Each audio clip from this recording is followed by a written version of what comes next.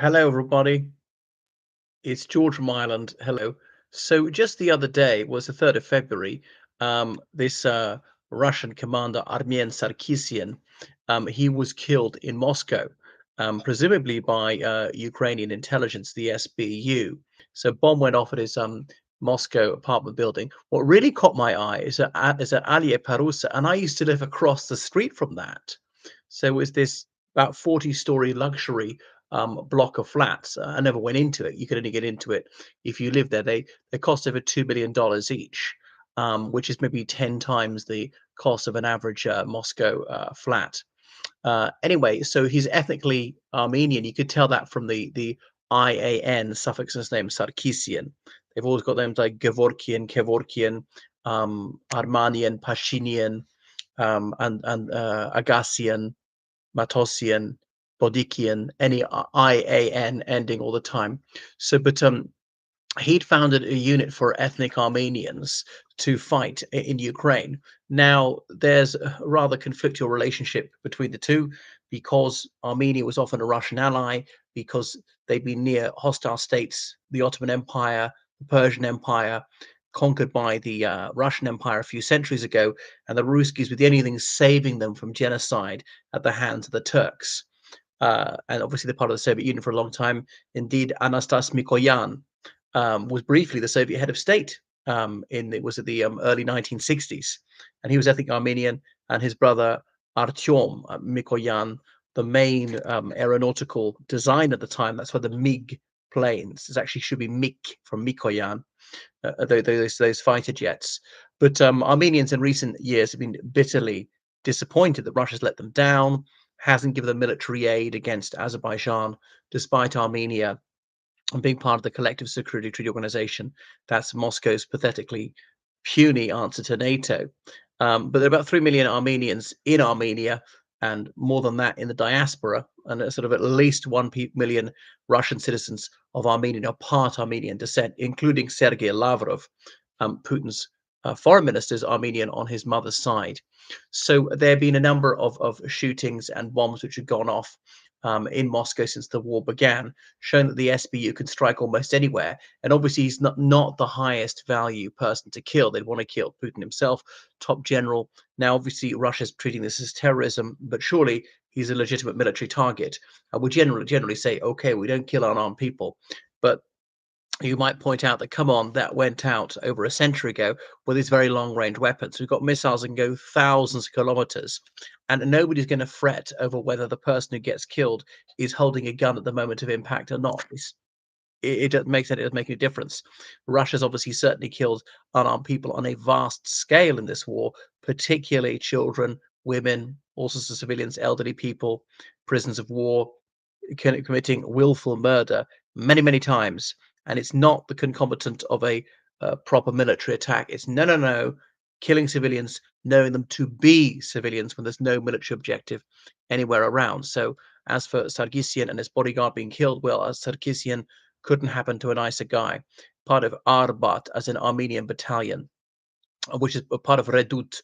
Redut is one of those Russian private military companies. Now, mercenary activity is outlawed according to Russian law, but Russia is this sort of land of topsy-turvydom where they'll be very officious. For shoplifting, get several years in prison, but you can commit the most flagrant crimes on a huge scale and get clean away with it. The Wagner Group, openly advertising, is a mercenary organization, and yet they were allowed to get away with it. So there's a lot of cognitive dissonance. There's all this casuistry that argue that up is down in Russia, that a war isn't a war, that no, no, no, a private military company is not a mercenary organization when it most certainly is.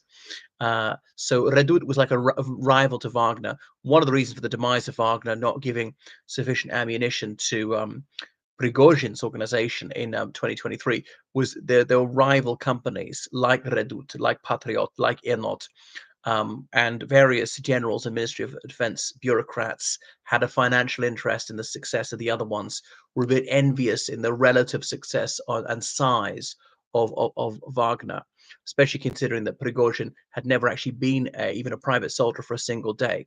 So Sarkisian is suspected by Kiev of having been involved in violence in the Maidan protests in 2014, when Russia was really trying to prop up its puppet, Yanukovych. Now, Yanukovych, I mean, he genuinely wanted to be pro Moscow, and he did have a segment of Ukrainian opinion on his side, but really he was just going to be a yes man for them.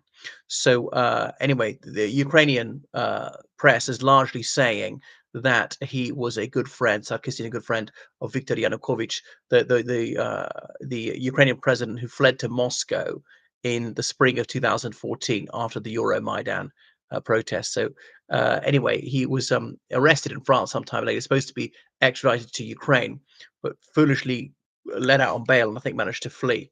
So yeah, I mean, 2 months ago there was another high-profile assassination. I suppose yeah, the Ukrainians would like to get the top brass as much as they can, and because you'd be a bit more reluctant to step into Sarkisian's shoes, knowing that they can get you anywhere, that like nowhere is safe.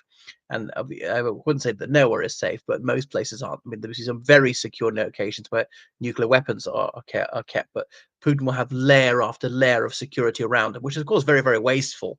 Having so many people in the Federal Protective Service, his bodyguards, hundreds of them, young men in excellent physical condition who could otherwise be doing something for Russia on the front line in Ukraine.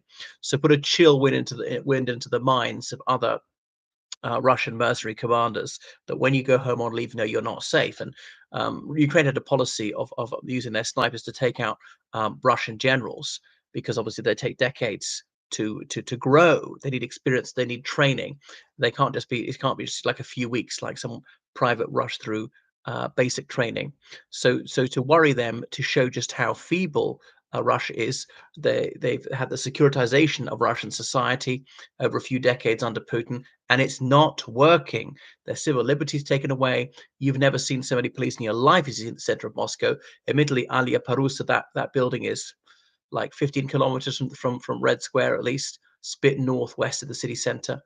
That it's not working despite the CCTV, despite the huge budget of the FSB, is actually can't keep people safe, and that this war has made them imperiled. It has not made them more secure, it made them insecure.